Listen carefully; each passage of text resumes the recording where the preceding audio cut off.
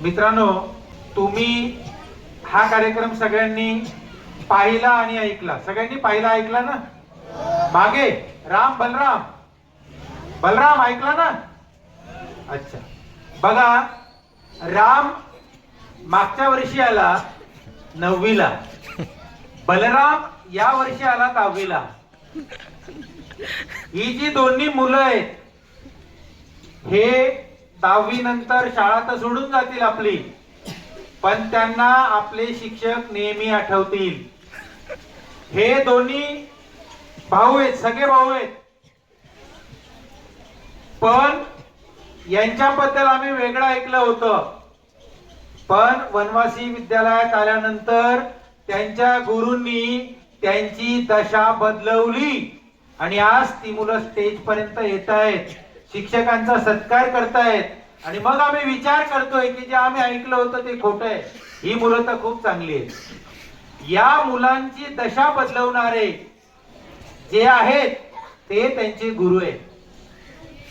त्यांना त्यांनी शिकवलं ते त्यांचे गुरु आहेत. मुलांनो, फळ्यावर खूप सुंदर लिहिलं असतं, रोज वाचायचं. शाळेत आल्यावर फळ्यावर काय लिहिलंय, नोटीस बरोबर काही सूचना आहे का, रोज वाचायची. अशोक पाटील सरांनी सुंदर असं लिहिलंय, ज्याला दिशा देऊन दशा बदलवता येते तो गुरु.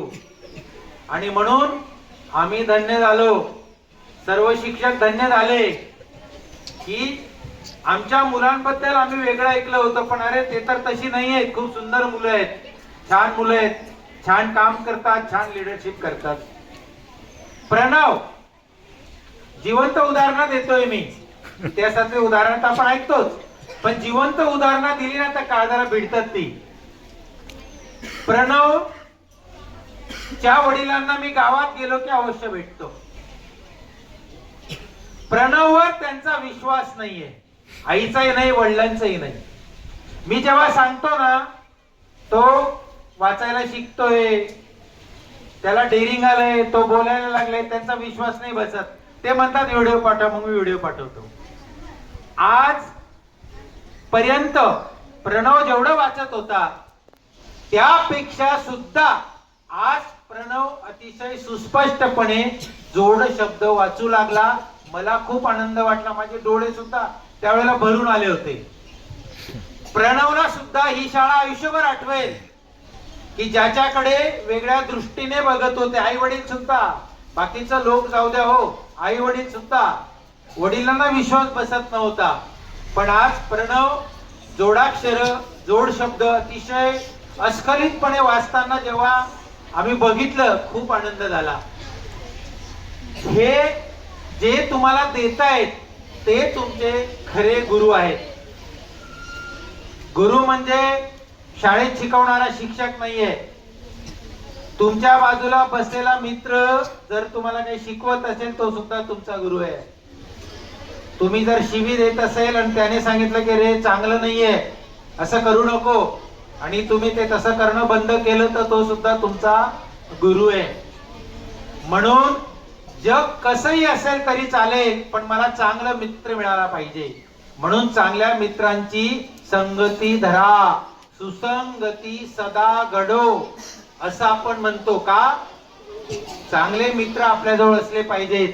मित्र सुद्धा खूप मोठा गुरु आहे. आणि म्हणून जे जे आपल्याला शिकवतात, आपल्याला प्राणी सुद्धा शिकवतात, आपल्याला पक्षी सुद्धा शिकवतात. चौधरी मॅडमांनी एक उदाहरण दिलं, काय? मुंगी वरती चढते खाली पडते, पुन्हा चढते खाली पडते, पण ती वरती चढतच राहते. म्हणजे काय? ती प्रयत्न करतच राहते आणि आपल्याला शिकवते. ती सुद्धा आपली गुरु आहे. अरे तुला एकदा बेरीज नाही आली ना, पाढे नाही आले ना, परत परत मन तुला येतील. म्हणजे प्राणी सुद्धा आपल्याला शिकवत असतात.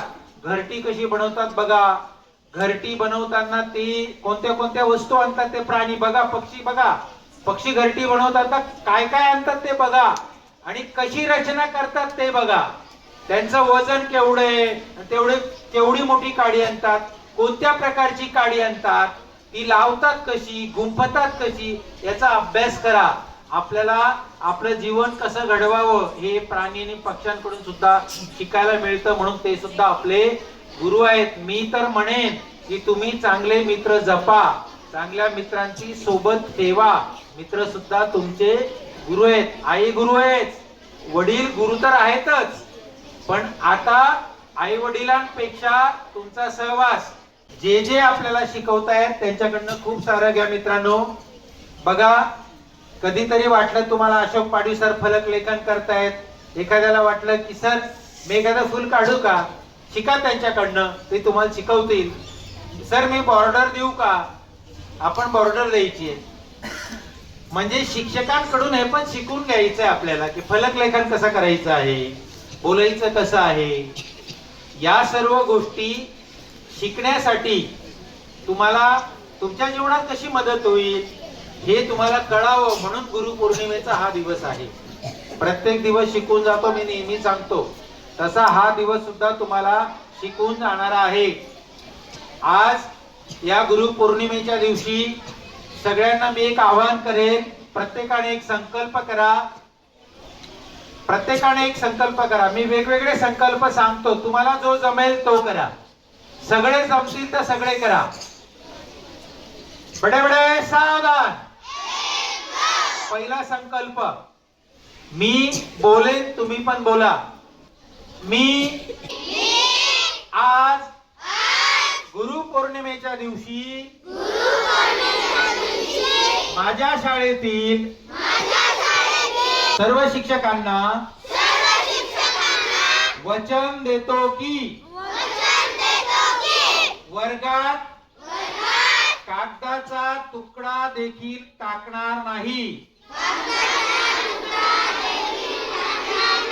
मी सर्व गुरूंना वचन देतो की माझ्या आवारात मी आणि इतर कोणाला देखील विडी, गुटखा, सिगारेट, तंबाखू, चुईंगम विरोध करेल.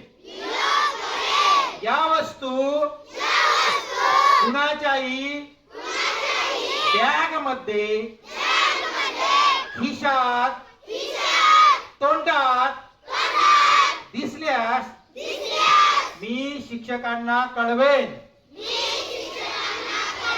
ज्याच्याकडे ही वस्तू आहे त्याला अजिबात घाबरणार नाही. जर तुम्ही एवढं सगळं केलं ना तर खऱ्या अर्थाने गुरुपौर्णिमेचा दिवस खूप चांगला गेला, पुढच्या भविष्याला दिशा देणारा गेला असं